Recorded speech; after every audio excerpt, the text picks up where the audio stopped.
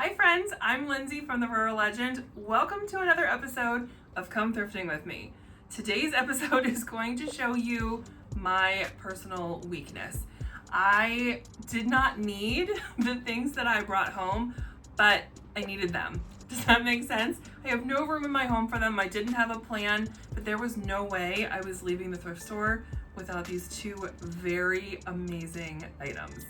And that makes me think, I would love to know, what is your vice? What is the thing that you absolutely cannot leave the thrift store without bringing home? Even if you don't have a plan for it, you don't have room for it, your collection is complete, what is that one thing? Because I know you've got one that you just cannot resist anytime you find it at the thrift store. Today's thrifting episode is also special because we're checking out a new thrift store. It actually opened up pretty recently and it's new to me. I took my mom for Mother's Day lunch the other week and we popped in. Is there anything better than like going for brunch and then going thrifting?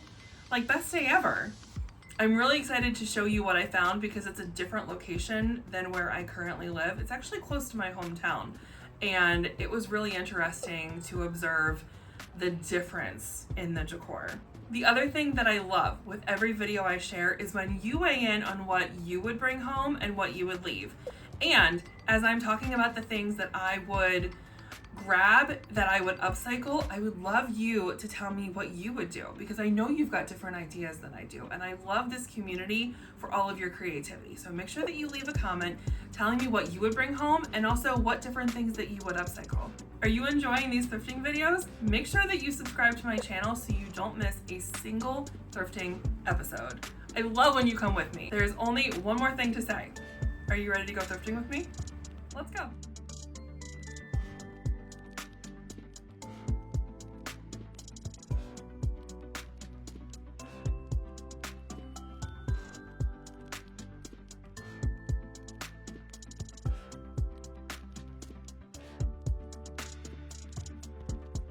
Welcome to Gift and Thrift. This is in Mount Joy, Pennsylvania. It's Lancaster County, like the heart of Amish country, and I grew up very close to here. Right off the bat, look at these beautiful pewter candlesticks. The detail, I've just never seen anything like them. They were stunning. And I will tell you, one of the very first things that I noticed was how good the prices are here. They had a lot of dinner and serveware, tons of beautiful glassware. The stemware was stunning. All of the pieces were in perfect condition. The etching was perfection. This piece reminded me a lot of the candy dish I brought home the other week that I talked about turning into a candle, which I still have not done, but the top is so similar. I wonder if they are from the same manufacturer.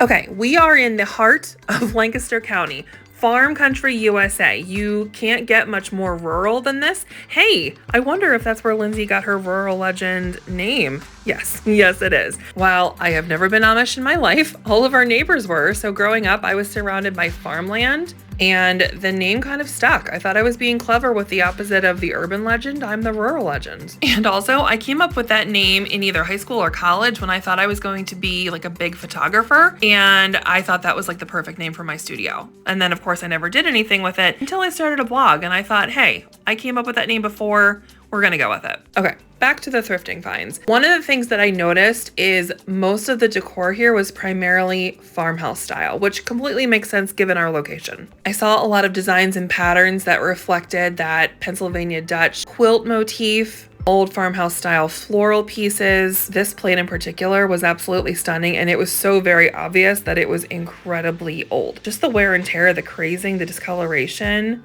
This very clearly is antique. How stunning would this serving platter be in a gallery wall? Like, I'm so used to seeing florals and really fancy patterns, so this elegant minimalism was really surprising and stunning. There were a couple flower vases that caught my mom's eye. This one caught my eye. This was just a beautiful shape, super tall, super heavy. There was a whole display of really old books. Personally, I think they were way overpriced for a thrift store, but there were some really cool volumes here. There were a couple Bibles, which certainly isn't surprising given Lancaster County is a highly religious area. This Shakespeare book was very cool. The craft and sewing section was the biggest I've ever seen at a secondhand store, which again, not surprising given the location. Tons of quilters, needlepoint, but it honestly felt like walking into like a secondhand Michael's. There was so much to pick from, and the linen section was huge. If you haven't seen my blog post all about the different ways that I like to upcycle fabric in my home, I will link it for you. You have to check it out. Whether you're looking at clothing, tablecloths, curtains, just fabric remnants, there are so many things that you can do with upcycled secondhand fabric to add beauty and character to your home on a budget. I loved this little vintage frame. Love the little hook at the top. It was only $1. The other section that was overwhelming at the store was the book section, and everything was so perfectly categorized. Tons of religious books, obviously not surprising, but lots of coffee table books, novels, a whole children's section that was just huge. If you're local to Central Pennsylvania, I highly recommend stopping in. Okay, switching gears, this is the next day at a Goodwill. This is really close to my house. This is in Mechanicsburg, Pennsylvania. I have seen this style of lamp before several times, but for whatever reason, the price point, the quality, I just felt it calling me that I needed to bring it home. That's also what happened with this lamp. Guys, I can't help it. They were just calling out to me, please take me home. I would add so much beauty to your house. Don't leave me here alone in the thrift store. Okay, little lamp, I will happily rescue you. You're welcome. But seriously, look at the finial, the shade. This was super heavy brass. Did I have any idea where it was gonna go in my house? Nope, but it went in my cart for $10. The little one was $5. I could have headed for checkout, paid, and left the store happy, but we're at the beginning of the shopping trip, so we gotta keep going, right? You can see these shelves are really full. I see a little chafing set back there. You have to just dig through all of the junk. Most times, the treasures are not going to be at the front of the shelf saying, pick me, pick me. You gotta do some work and some digging. Look at this tureen. I love that shape. I would just take the lid off and use this as a planter pot. So beautiful. Does anyone remember the red Fenton candle holders that I thrifted the other week? This is the same thing, except it's clear. Personally, I love the red more, but it's still a really beautiful shape. And look at that oil lamp base. These can make really great flower vases. If you make homemade liqueurs or any kind of bath items, little bottles like this make such beautiful gifting ideas. They also look really beautiful just styled in your bathroom. Look at this cutie brass candlestick. Brass is also one of my weaknesses, but shockingly, even though this was so inexpensive, I left it for someone else. This duck, goose, whatever it is, was so funny. I just wanted to show you this section to prove not everything at the thrift store is a winner for me. Like, a lot of you say, my thrift stores are just junk. Well, mine are too. You just really need to dig around. You need to go to all the places, you need to go often, and you have to put in the work of searching. Walk every aisle twice. Make sure you're looking high and low, and it also helps to go in with an open mind. Look at the shape, not the color. Think about what else could this be used for. The more you train your brain to think that way, and the more you watch my thrifting videos, the easier it will get with every thrifting trip. All right, let's go home and I'll show you how I styled these amazing lamps. Did I need another lamp in our house? Nope. Did I buy two from the thrift store because I needed these lamps for my house? Abso-freaking-lutely. This, I mean, I don't know where it's gonna go, but it had to come home with me. It is so heavy. All of this detail. Let me get you closer because you have to look at the details. This shade is like with the silk lining, like it's legit.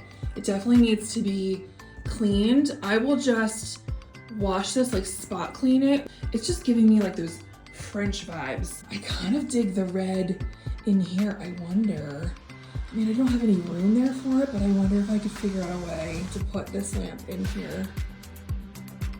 Okay, we're gonna try that next. Look at this detail. I mean, come on. So here she is. I had to do a little bit of rearranging. I figured out what I wanted to put on the left side, but the colors of this lamp just warm up this space. They look so good. Hi, Elliot. Hi, Winston. I know you guys love seeing them.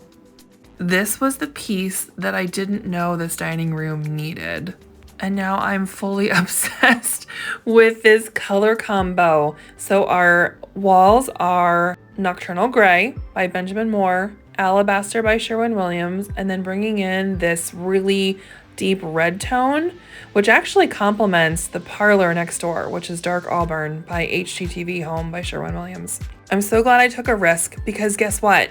I was a little nervous bringing this red and white striped shade home. It felt out of my comfort zone. Taking a risk absolutely paid off. I encourage you to do the same. Take risks with your decor. You just never know what's gonna click and what you might discover you really, really love. So I said I had no idea where either lamp was going to go while I was at the store, and that is true. It didn't occur to me until I was on my way home that this beautiful little lamp would be perfect for my nightstand. The shape is just really great for this small space. I love the little brass detail. And honestly, I've been without a lamp for a while, and I just was really excited to find something. But it is important that I found something, number one, affordable, and number two, it's something that I really love. It feels unique and special. And of course, because now I'm filming in my bedroom, here are the boys taking their naps. And side note, this blanket they're sleeping on is like the best purchase I've ever bought. It's spendy, but it is so worth it. Like seriously, I can't sleep with another blanket. It's just that good. Happy hunting, secondhand squad.